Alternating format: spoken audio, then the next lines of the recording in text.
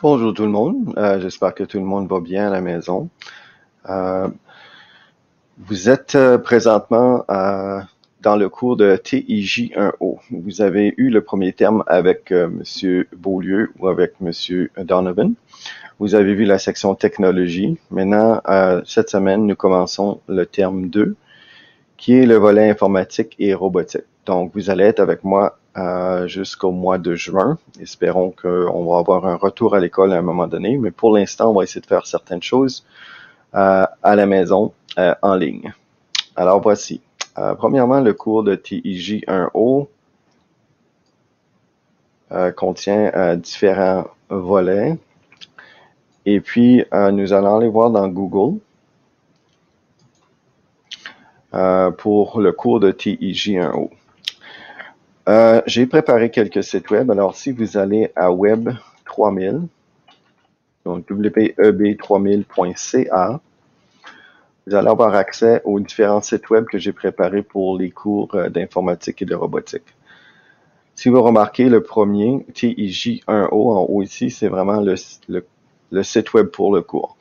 Il y a des choses dans ça qu'on va utiliser, il y a des choses qui sont pas tout à fait à jour, il y en a d'autres qui sont très à jour. Alors, on va naviguer dans ça un peu. On va aussi voir le site web qui est relié à robotique, donc RoboRapscallion. Évidemment, on va voir qu'est-ce qu'on peut faire en robotique, malgré que, idéalement, si on était à l'école, on a 80 robots à l'école et on peut se servir des robots, mais on va quand même voir ce qu'on peut faire en robotique en étant à la maison, si on reste à la maison un peu plus longtemps. Ensuite, il y a la section Autodesk Fusion 360. C'est un projet que vous faites en 9e année. Alors, on va voir ces trois choses-là pour tout de suite. Si on voit le TIJ1O pour commencer, alors c'est vraiment le site web qui est relié plus ou moins au cours. Il y a le matériel informatique qu'on va parler rapidement, comment les choses fonctionnent en informatique, les pièces d'ordinateur et tout ça. Donc, on va voir comment les choses fonctionnent. La programmation, il y a la programmation Visual Basic. On va peut-être utiliser le logiciel Visual Studio Community, dépendant quel outil que vous avez à la maison et est-ce qu'on peut installer ce genre de logiciel chez vous. Habituellement, on fait un petit programme comme le jeu Pong. Si on regarde le petit jeu Pong ici, ça c'est un jeu. Donc, c'est de programmer, de créer un petit jeu comme ça. C'est une chose qu'on pourrait faire. On va voir comment les choses progressent dans le cours. Pour la section robotique, nous avons deux sortes de robots Atherio. Donc, vous avez dans le cours, il y a les robots REDI, qui sont les prototypes. On a 40 robots comme ceux-ci. Puis, il y a les robots REDI, et puis les robots ici, Rapscallion, qui sont les robots un petit peu plus nouveaux. Et puis, si on clique sur l'image qui est ici, ça nous mène au site web relié aux robotiques. Dans la page principale web3000.ca, le site web de robotique, il est ici. Donc, que vous alliez à travers le TJ1O ou que vous alliez ici, vous allez voir que les deux sont disponibles juste ici. Alors, si je clique sur le lien ici, donc, dans la robotique, vous allez apprendre, on va utiliser le logiciel Arduino. C'est une autre chose que peut-être qu'on va pouvoir télécharger si on reste un peu plus longtemps à la maison. On va voir comment les choses fonctionnent. Vous allez apprendre à faire des circuits électroniques. Donc, vous allez apprendre comment les circuits fonctionnent, comment les pièces fonctionnent, comment on fait des circuits sur un robot. Espérons qu'on va se rendre à l'école pour être capable de faire ces choses-là, mais on peut tout de même apprendre certaines choses.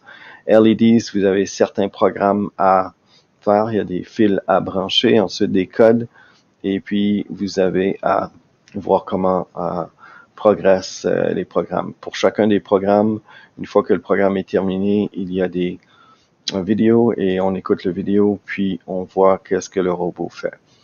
Donc, ces choses-là, espérons qu'on va pouvoir se rendre à l'école pour être capable de faire ces choses-là.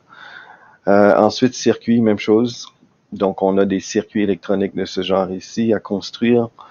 Habituellement, en classe, on a un test de circuit, mais évidemment, si on reste à la maison, on peut pas faire de test de circuit, on peut pas faire des circuits, mais on va voir qu'est-ce qu'on peut faire quand même.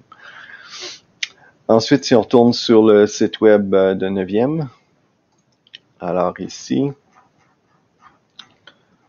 je peux retourner sur web3000.ca, recliquer sur TIJ1O.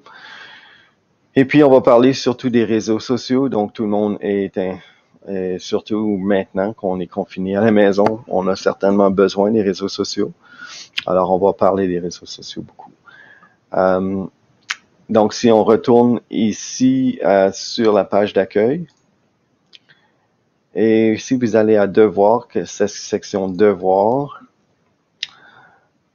il y a un calendrier pour le cours. Donc ici, le nouveau groupe de 9e, on commence le 6 avril, nous sommes le mercredi, la vidéo a été filmée le mercredi, dépendant où vous êtes, et on va avoir un certain nombre de choses. Donc tout ce que vous allez faire dans ce cours ici, on planifie de faire 3 heures de cours par semestre par cours au secondaire.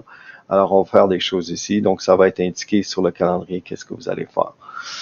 Si on revient sur le site web3000.ca, donc je peux fermer quelques onglets. Le projet majeur qu'on aimerait faire, si tout le monde peut installer le logiciel, on va voir comment j'ai un sondage que vous avez rempli ou que vous allez remplir pour m'expliquer ce que vous avez à la maison de disponible et possiblement qu'on va pouvoir installer le logiciel Autodesk Fusion 360. Alors si on clique sur le logiciel, le site web, allez à série 2 et dans série 2, si vous allez à projet 2, donc, en 9e année, vous produisez un porte-crayon comme ça ici. Alors, vous produisez le porte-crayon. Ici, vous avez une série de 33 vidéos que vous pouvez suivre, que j'ai produit de la même façon que je suis en train de produire cette vidéo ici. Et puis, ça te donne toutes les étapes pour produire le porte-crayon en 3D. Et puis, à l'école, dans la section de robotique informatique le local 109, nous avons 2 imprimantes 3D que vous pouvez imprimer ensuite votre projet. Donc ici, c'est bien indiqué tout ce que vous faites, toutes les étapes que vous faites pour produire le porte-crayon en 3D qui est comme ça ici. Ce sont des projets d'élèves que vous voyez défiler ici.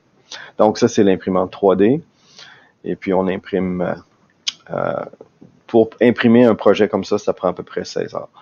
Alors, ça donne un peu une introduction pour le cours. Vous avez vu un peu qu'est-ce qu'on va tenter de faire. Alors, voici la petite introduction pour le cours de TIJ1O, volet informatique et robotique. Alors, à bientôt.